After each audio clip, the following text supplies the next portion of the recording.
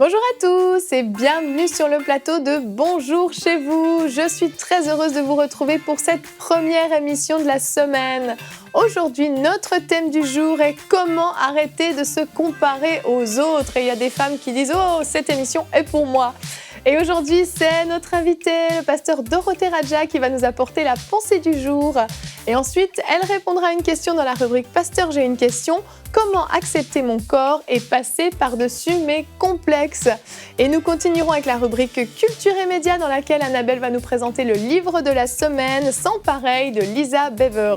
Et nous terminerons avec la rubrique témoignages. Aurélie va nous partager le témoignage d'un homme qui a vécu un changement radical à son travail suite à une parole reçue dans une émission de MCI TV. Voilà, vous connaissez le programme, je vais retrouver les chroniqueurs.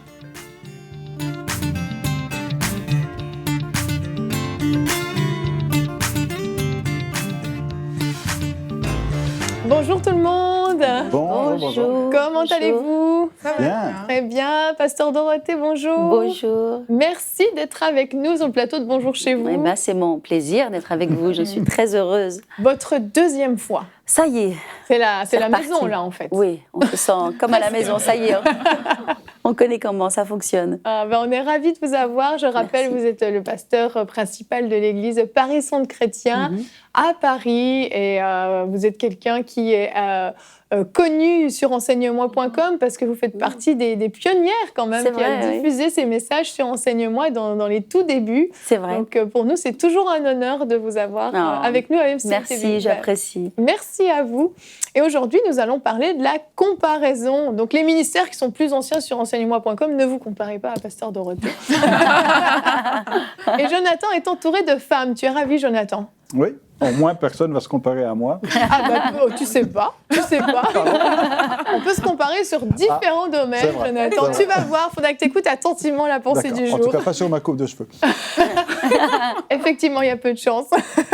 Donc, on va commencer tout de suite avec la pensée du jour.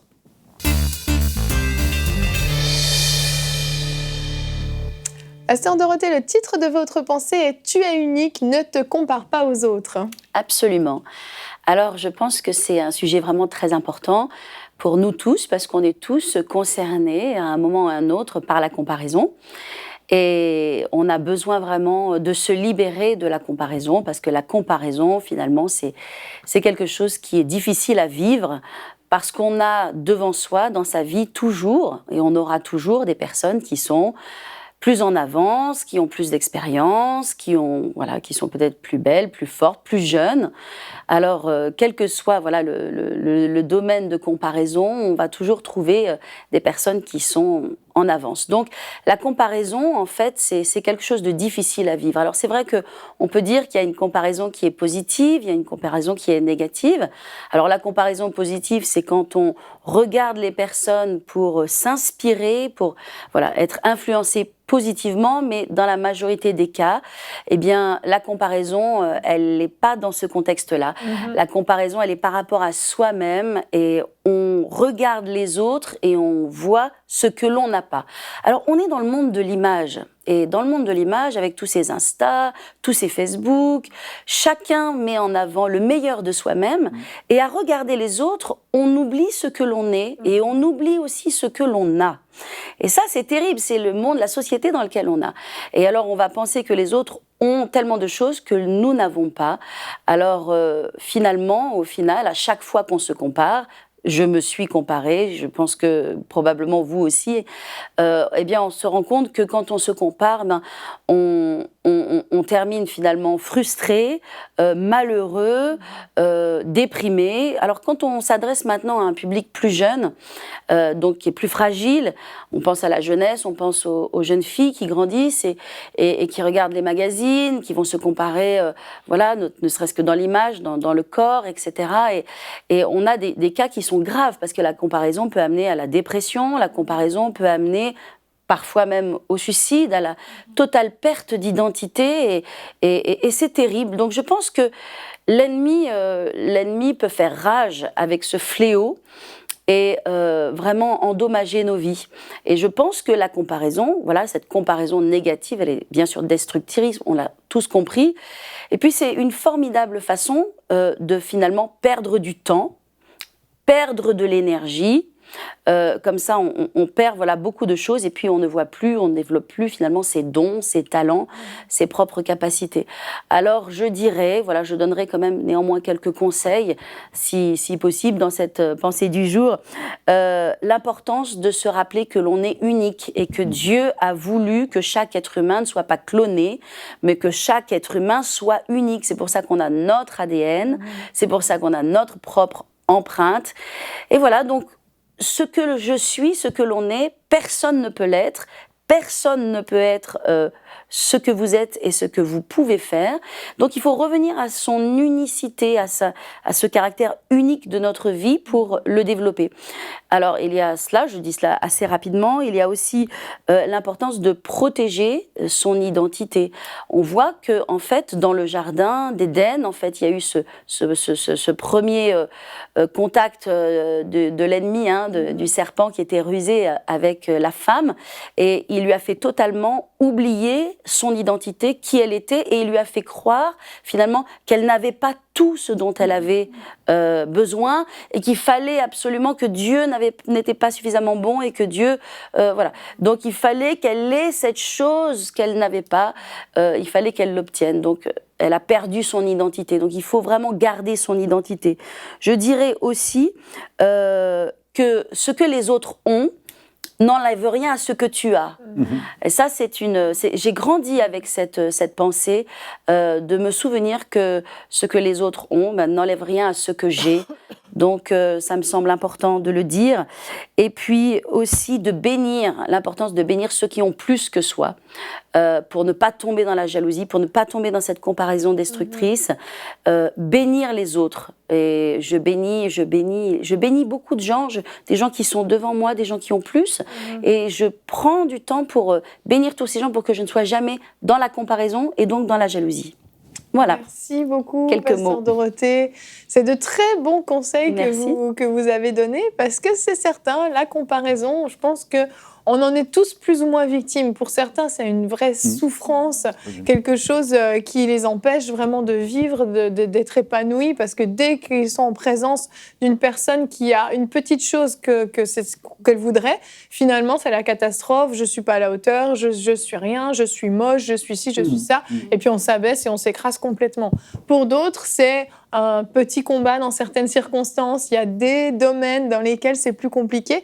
Et on a fait un sondage pour savoir un petit peu nos téléspectateurs, comment ils vivaient ça. Nous vous avons posé la question sur notre page YouTube. On dit une page ? Chaîne YouTube. Chaîne, communauté YouTube. Avez-vous tendance à vous comparer aux autres ? 22% ont répondu oui souvent, 58% oui dans certains domaines et 20% non. Donc on voit quand même qu'on a un bon gros total de personnes qui se comparent, particulièrement dans certains domaines, parce que c'est souvent les domaines où on est un petit peu insécure soi-même, alors on va se comparer, mais on voit quand même que c'est quelque chose qui est assez répandu. Et c'est beaucoup une question d'estime de soi. Oui. Quelqu'un qui n'a pas beaucoup d'estime de soi, du coup, va être très sensible à la comparaison, parce qu'il va dire « j'y arrive pas, je regarde l'autre fait mieux, donc je ne suis pas bien ». Quelqu'un qui est très confiant, qui a beaucoup d'estime de soi, qui dit « il n'y a aucun problème, je fais tout très bien », il voit quelqu'un d'autre faire autrement, il dit « c'est bien ». Tu parles de toi, là ? Je veux dire, quelqu'un qui a beaucoup d'estime de soi, je veux dire, l'autre, il le regarde, il va applaudir, mais il ne va pas être en danger en disant l'autre fait mieux que moi et se remettre en question. C'est cette impression d'être en danger, c'est vraiment ça. Alors, il y en a, c'est souvent parce que c'est tous les domaines de leur vie, d'autres, c'est dans certains domaines, même dans le milieu chrétien, celui qui chante, il va regarder celui qui chante mieux, celui qui prêche va écouter une autre prédication en disant « je ne sais plus prêcher », celui qui va faire l'accueil ou l'hospitalité ou modérer, on va dire j'ai mangé mes mots, je parle mal, j'ai un mauvais accent. Bon. Il faut arrêter de se comparer. Ce qui est important, c'est de faire ce que le Seigneur nous demande et d'être fidèle. Bon, enfin, être sûr de soi et entendre le Seigneur nous dire c'est bien, bon et fidèle serviteur. Maintenant, le problème de la comparaison, c'est qu'on a une mauvaise identité. Donc, il vaut mieux travailler sur son identité, travailler sur son estime de soi, puis c'est tout relatif. Moi, j'aime bien relativiser ici. C'est tout relatif. Je sais que je suis entouré de 4 jeunes créatures extraordinaires. Vous avez entendu comment il a marché sur des œufs? Il a fait attention à ce qu'il allait dire. C'est clair, t'es habitué. Par exemple, j'ai appris très vite à la maison qu'il ne fallait pas que je compare ma femme à ma mère en disant ton plat est bien, mais ma mère le fait différemment. Ça marche pas. Dangereux. Il y a des comparaisons comme ça. Messieurs, prenez des notes. Il y a des comparaisons qu'il ne faut pas faire. Mais tout est relatif, parce qu'aujourd'hui, quelqu'un va dire « Ah, mais l'autre est mieux, elle est… Mais je veux dire, quelqu'un va dire, on l'a entendu, je pense, il n'y a pas longtemps, dans un conseil du coach, on va dire « Ah oui, mais Yveline, elle est mince et tout. » Mais les Africains vont dire « Mais elle n'est pas belle, elle est trop mince. Il faut quelqu'un qui ait un peu plus de… » De chair. Est-ce possible? C'est ça, c'est relatif, C'est vrai, selon la culture. Je veux dire, il y a quelques années, le fait d'être bronzé, c'était pas beau, et puis il fallait être blanc, puis d'autres fois, il faut être blanc. Donc en fait, selon l'endroit où vous êtes, si vous vous comparez à quelqu'un, pour une autre société, une autre culture ou un autre milieu, mais comme on est dans un monde où on veut imposer une image universelle, mais il faut être heureux de ce que vous êtes et dire comme David, je te loue de ce que je suis, une créature si merveilleuse. Exactement. Moi, je n'ai pas de problème à dire ça. C'est vrai, c'est vrai. C'est vrai que la confiance en soi, c'est essentiel. Et en fait, je pense que quand on grandit, enfin, quand on élève des enfants, c'est très important de leur communiquer, en fait, une bonne confiance en eux-mêmes et une assurance, une identité. Parce qu'on voit finalement que le problème de la comparaison, il prend toute son ampleur lorsque, dans l'enfance, on a été comparé négativement à son frère, à sa sœur, et qu'on n'a pas pu développer sa propre identité et avoir de la confiance en soi. Donc finalement, moi je dirais que le problème de la comparaison, ce n'est pas un problème finalement de quelle taille je fais, quel poids je fais, quel âge j'ai, c'est effectivement ce problème intérieur. Oui. En dépit de tout ce à quoi on peut ressembler, quelles que soient nos performances, c'est surtout à l'intérieur, effectivement, se réconcilier avec soi-même et sortir de la comparaison qui détruit et qui paralyse. Parce que finalement, tous nos dons, nos capacités vont être paralysés par cette comparaison. Exactement. L'un des points qui, moi, m'a vraiment marqué par rapport à la pensée, c'est vraiment que si chacun pouvait réaliser que ce que j'ai est bien, ce que l'autre à côté est aussi très bien, et vivre avec ça, moi, je pense que ce serait vraiment… un monde merveilleux. Voilà, on gagnerait avec beaucoup de choses. Ouais. Parce que le fait que quelqu'un semble, à nos yeux, meilleur que nous, ça n'enlève rien à nos capacités personnelles, même si ça peut être le cas, je ne sais pas, mais ça n'enlève rien aux capacités que Dieu a mis en nous, en fait. Et le but de la vie, ce n'est pas de penser, parce que quand on ouvre trop les yeux sur l'autre, c'est comme si on se disait « Ah non, moi, je mérite d'être comme cette personne-là. » Pourtant, Dieu nous a créés chacun avec ses aptitudes, chacun avec sa personnalité, avec ses capacités. Et même si on est amené à devenir comme cette personne, mais peut-être qu'on est en train de suivre notre plan et que dans ce plan-là, il y a un processus et qu'on est appelé à grandir, peut-être pour être semblable à cette personne-là dans ce domaine. Mais dès l'instant où on se positionne comme « Pourquoi lui, il est là-bas et moi, je ne suis pas encore là ?» C'est comme si on revendiquait un mérite de ce que moi, j'aurais dû être là-bas et peut-être pas lui. Et c'est à ce niveau qu'on fait souvent des erreurs.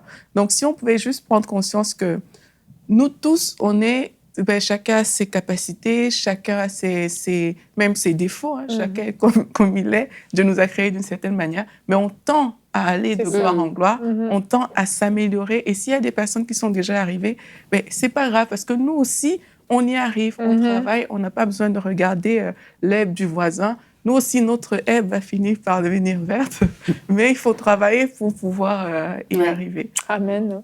Et la comparaison brouille aussi, je trouve, les relations. Parce que forcément, c'est vraiment un jeu toxique, comme dirait Anne. C'est que la comparaison tue, en fait. Elle va me tuer moi ou elle va tuer l'autre. Parce que soit je suis la meilleure, soit moi je suis nulle. Soit l'autre est meilleur, soit l'autre est nul. Et finalement, il y a des agendas qui peuvent se créer. Et puis, il y a des personnes, à cause de la comparaison qui est très présente dans leur vie, quand elles ne se sentent pas menacées, c'est des personnes qui vont être ouvertes, qui vont apprécier, qui vont pouvoir même célébrer, encourager certaines choses, mais si elles se sentent menacées, soit elles vont fuir et s'éloigner de la personne, ou alors elles vont chercher, soupçonner du mal ou quelque chose.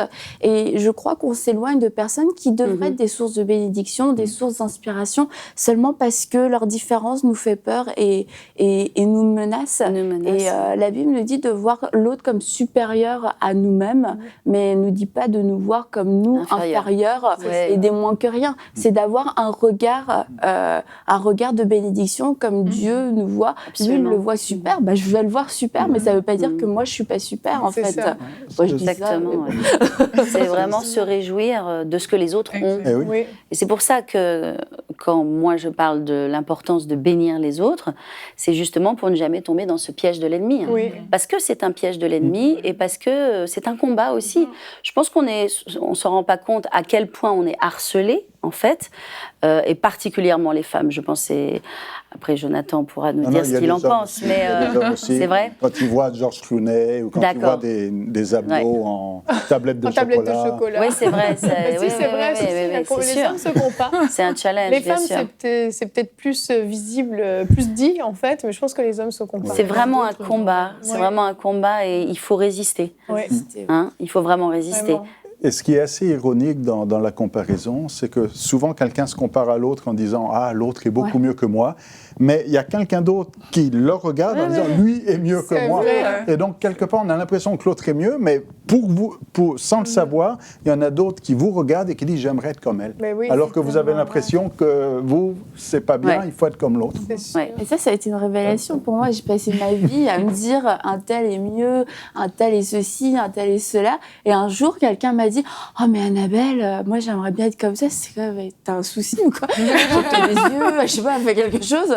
Et c'est vrai que non, mais j'ai passé ma vie à vouloir être quelqu'un d'autre, à ce que tout le monde, je me souviens, le but de ma vie c'était de rentrer dans le jean de ma copine, tu vois. C'est comme c'était le malheur de ma vie que je faisais pas la même taille qu'elle.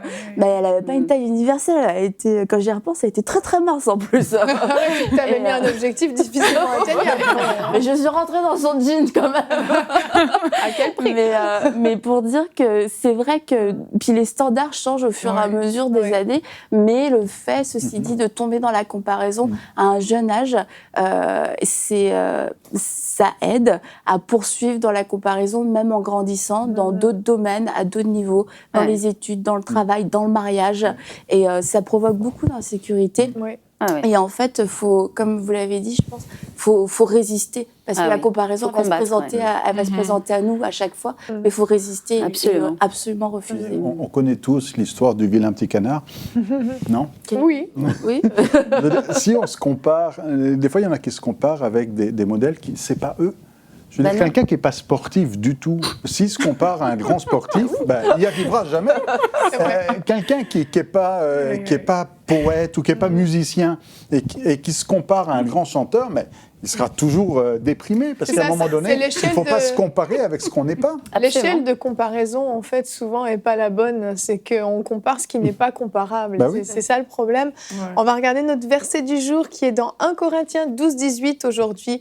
Dieu a placé chacun des membres dans le corps comme il l'a voulu. Voilà. Et ça, c'est important de comprendre. On est tous uniques, mais parce que Dieu l'a voulu. Et parce que Dieu a voulu qu'on soit tous différents pour former un seul corps. Et puis, quand on continue de lire le verset, on nous parle de pieds, on nous parle de membres insignifiants, on nous parle d'oreilles, on nous parle d'œil. On voit qu'en fait, toutes ces choses sont complètement différentes, ont des fonctions différentes, mais elles sont uniques et Dieu les a voulues ainsi. Et ça, je pense que c'est vraiment quelque chose, je vous invite à la maison à méditer sur ça, parce que ça peut vraiment vous libérer de réaliser que Dieu vous a fait tel que vous êtes, mais parce qu'il a un plan pour vous.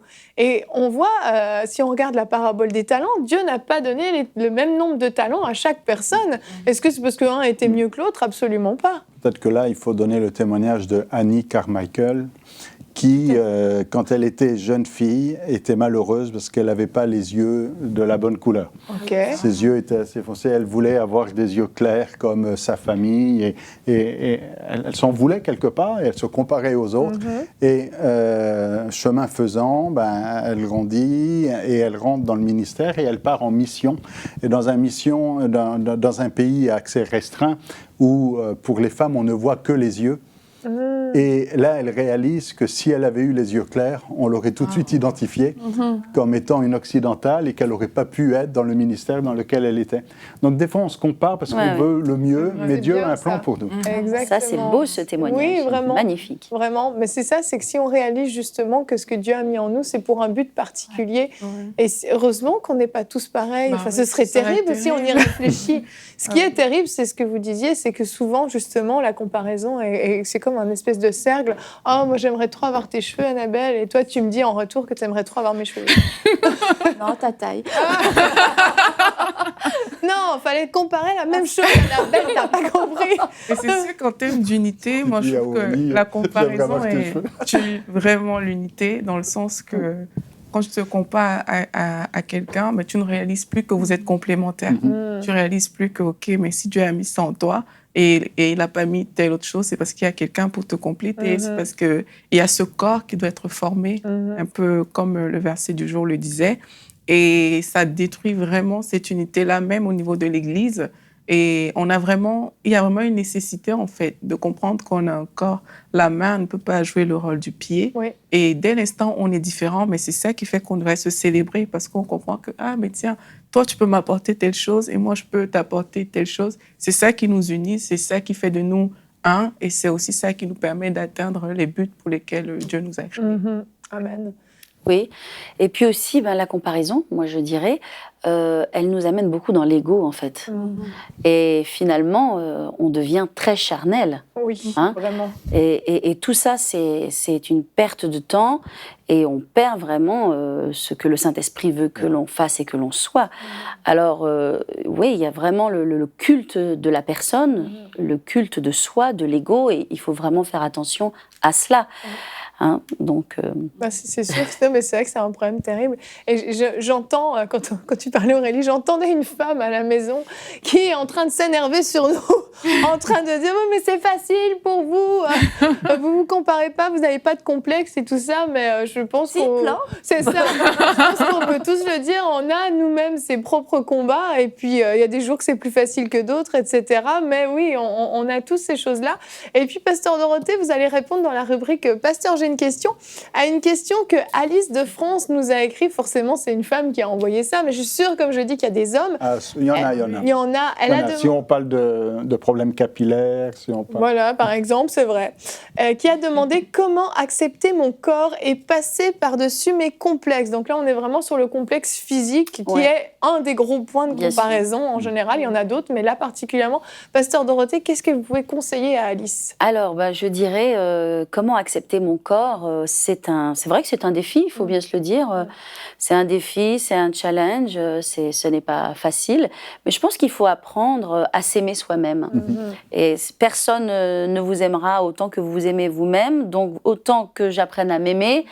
Et puis, vous savez, ce n'est pas la beauté, ce n'est pas des critères. En fait, la réalité, bien souvent, il faut se le dire et se l'avouer, ce qui est beau chez la personne, c'est son défaut, c'est sa différence. C'est ce qui fait qu'elle est justement unique. Les standards, les gens qui sont juste les mêmes, les clones, etc., n'ont finalement pas de beauté. Mais la beauté, ça va être justement la différence. Voilà. Et nous, c'est ce que nous n'aimons pas, la différence. Parce que nous voulons être standardisés. Et donc, je pense qu'il faut aimer ce qui est différent, ce qui ne rentre pas dans le moule. Et puis, plus on va aimer finalement nos défauts, entre guillemets, plus on va donner cette image aux autres. En fait, les gens, ils n'ont pas le même regard que nous. Ils vont nous trouver beaux si nous nous trouvons beaux. On parle du corps. Oui. Si moi, je m'accepte, et même tel que je suis, les gens vont m'aimer aussi. Donc, il y a cette communication, ce que je vais en fait. Voilà, dégager par aussi ma mentalité, ma pensée intérieure, et non seulement mon extérieur. Alors, par exemple, moi, dans ma vie, c'est vrai que j'ai la chance d'avoir une famille où j'ai grandi, j'ai été aimée, acceptée par mes parents, par ma mère, particulièrement, voilà, cette relation que l'on peut avoir avec avec sa mère, c'est toujours assez spécial. Et j'ai une maman qui m'a simplement dit, qui m'a toujours rassurée en fait, qui m'a toujours dit que voilà, que j'étais bien, que voilà. Et donc, je pense que c'est une force parce que, et c'est pour ça que je parle aux parents et je leur dis voilà l'importance de parler positivement sur vos enfants, de faire des belles déclarations, de leur donner de la force dans la vie. Et donc, finalement, peu importe finalement ce à quoi je ressemble véritablement, est-ce que je suis grande ou pas grande? Non, je ne suis pas grande. Est-ce que je suis mince ou pas mince? Ben non, je ne suis pas mince, pas particulièrement mince. Donc voilà, mais le truc, c'est que j'ai été aimée en tant qu'enfant et ça m'a donné de la sécurité. Et donc, même si je ne suis pas dans les standards, je suis en paix avec moi-même. Et parce que je suis en paix avec moi-même, j'espère que voilà, je peux dégager quelque chose qui est serein. Et ça me donne toute la force et la latitude finalement de faire ce que Dieu m'appelle à être. Parce que si je passe mon temps à penser que voilà, je dois aussi résister aussi, je dois aussi faire attention. Et je fais attention, mais voilà, si je passe mon temps à dire voilà, je ne suis pas assez mince, je suis aussi télévisée comme vous pouvez l'être, voilà, je vois des choses qui ne me plaisent pas, mais je ne leur accorde pas autant d'importance. Ça glisse et je fais en sorte que ça glisse pour que ça ne m'arrête pas sur mon chemin.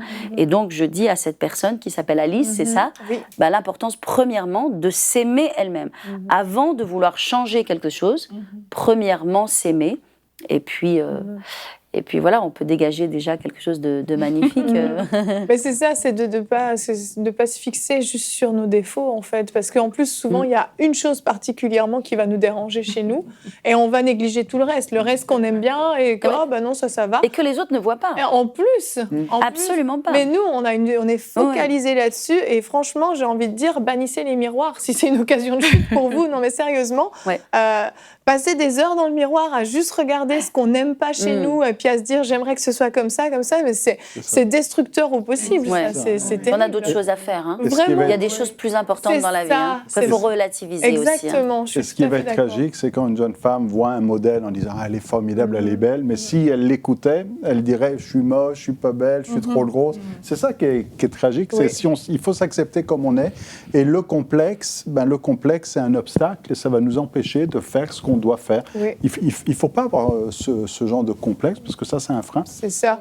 Et de nos jours, en plus, on peut penser chirurgie esthétique, on peut penser teinture, etc., tout un tas de trucs et on veut se transformer complètement. Et là aussi, il faut se demander, mais justement, quelle est l'importance? Est-ce que c'est réellement important? Est-ce que je vais perdre mon argent? Est-ce que je vais perdre mon temps pour me lancer dans des trucs comme cela? Oui, Aurélie, tu veux parler? On a tous compris. Ah, d'accord. Mais permets-moi d'aller au bout. C'est parce que je vois le temps avancer. Non, c'est juste que le fait de s'accepter comme on est ne doit pas nous empêcher de faire ce qu'il faut aussi.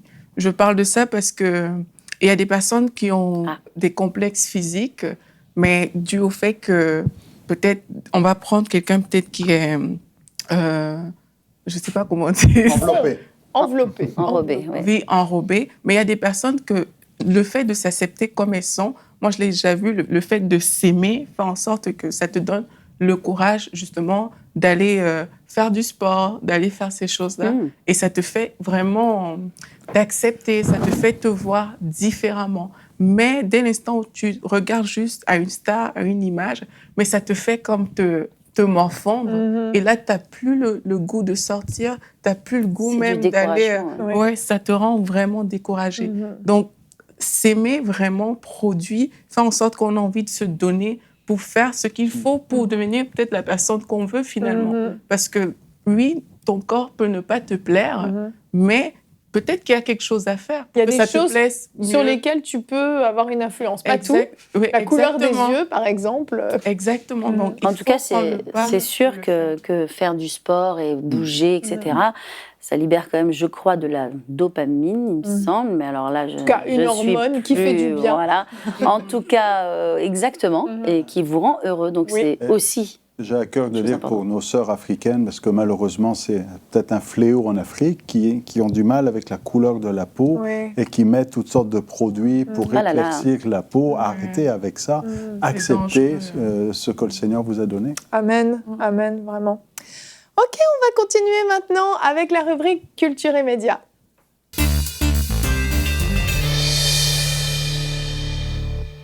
Isabelle, aujourd'hui, tu nous présentes un livre de Lisa Bever sans pareil. On va regarder la vidéo de présentation. Découvrez le livre de la semaine.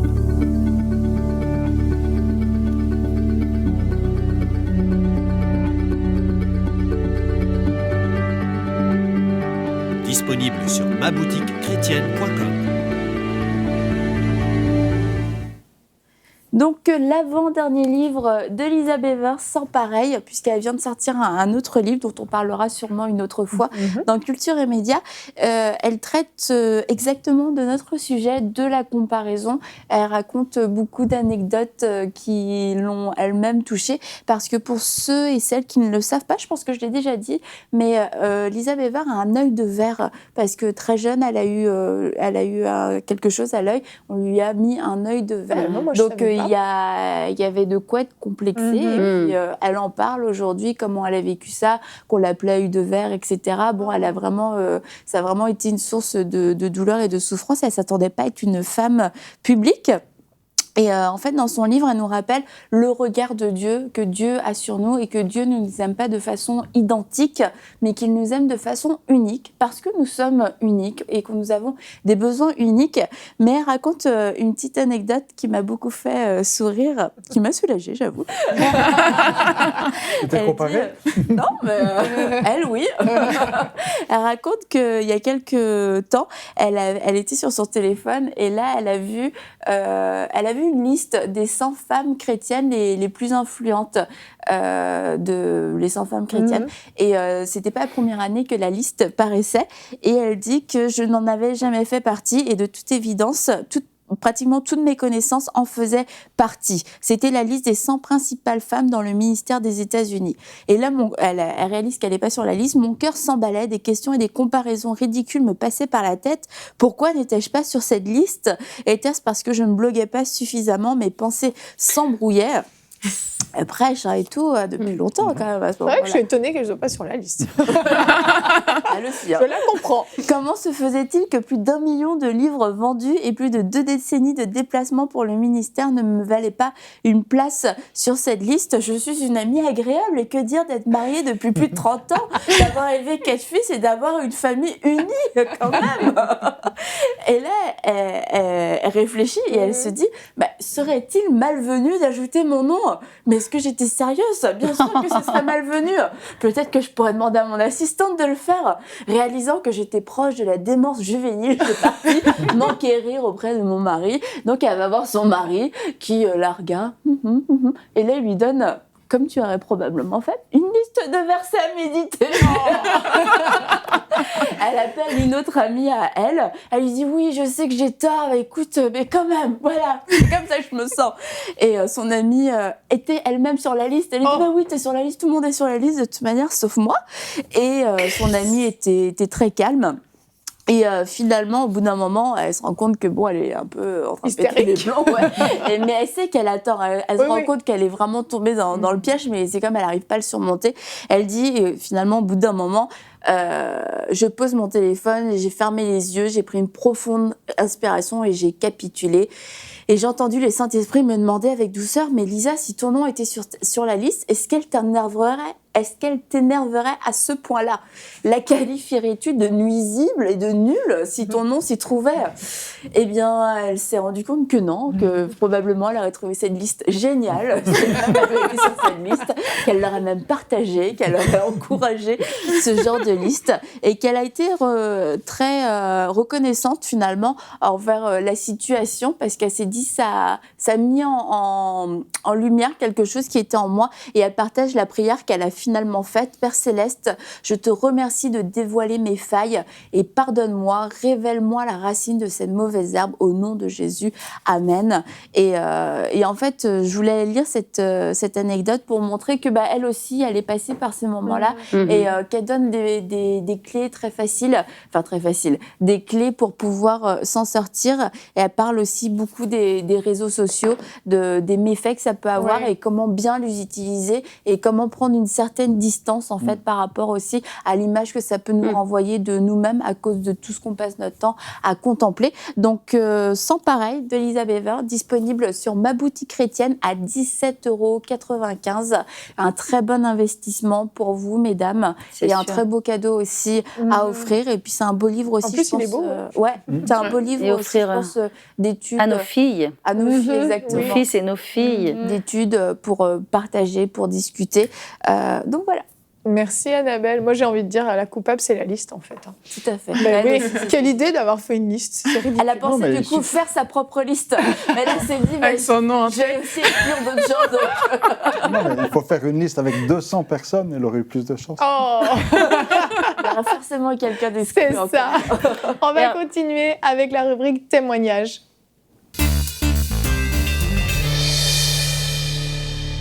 Aurélie, aujourd'hui, tu nous partages le témoignage de Manick. Oui, Manick nous a fait une petite vidéo qu'on peut regarder tout de suite. Bonjour, bien-aimés dans le Seigneur. Je m'appelle Manick Mano et je suis informaticien à Paris. Au travers de cette vidéo, je voudrais exhorter un frère ou une sœur qui traverse des moments difficiles. Moi, en 2017, j'ai connu des moments très difficiles au bureau. Les projets qui m'étaient confiés, je ne les réussissais pas. Je me suis fait recaler 2 fois en clientèle. Et j'étais devenu la rusure du bureau.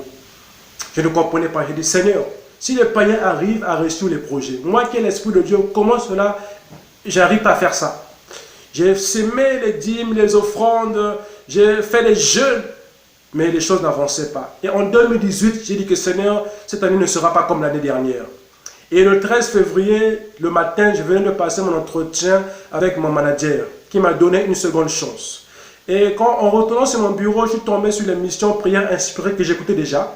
Mais ce jour-là, le pasteur, le prophète Jérémie avait reçu le pasteur Grégory Toussaint.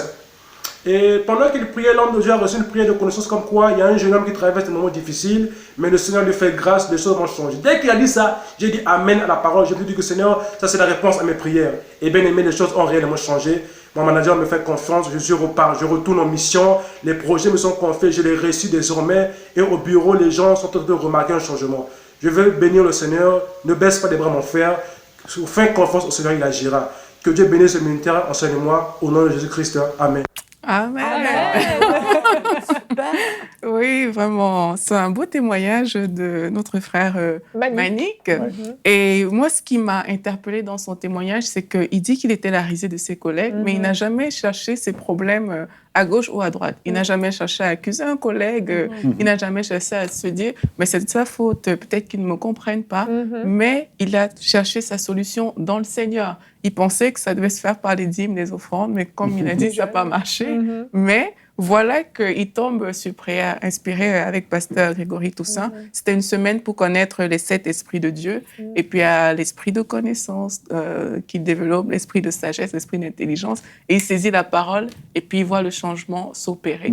Donc, oui, pas la peine de chercher l'issue chez les autres ou bien de se dire c'est de la faute d'un tel. C'est vraiment, OK, j'ai la situation dans laquelle je suis aujourd'hui. Je pense que Dieu va faire la différence dans ma vie, comme ça a été le cas pour Manick. Et j'encourage toutes les personnes à suivre ce chemin. Merci Aurélie, merci pour ce témoignage. Ah, c'est pas facile la comparaison, mais je pense qu'on a bien débroussaillé le terrain. Et pour ceux qui veulent aller plus loin, il y avait une série dans l'émission Parole de Femmes qui avait été faite avec Nadine Kabouya exactement sur la comparaison. Vous pouvez aller la voir sur le site enseigne-moi.com si vous voulez creuser un peu plus le sujet. C'était une série de 5 émissions, donc c'était aller un petit peu plus en profondeur. Oui, effectivement, dans Parole de Femmes, on parle de la comparaison, forcément. C'est un truc de femme, apparemment. Et pourtant, une émission incomparable. Oh, ça c'est gentil, Jonathan. Merci beaucoup, Pasteur Dorothée, d'être venue. On va se retrouver dans l'émission de jeudi. Vous serez encore avec nous, non, mais même demain. Demain, vous allez faire la rubrique famille. Demain, d'ailleurs, nous parlerons de qu'est-ce qu'une sainte colère. Ce sera notre thème du jour. Et puis, dans la rubrique famille, Pasteur Dorothée, vous donnerez des encouragements pour se battre pour son mariage et pour sa famille. Absolument. Merci de nous avoir suivis et bonjour chez vous.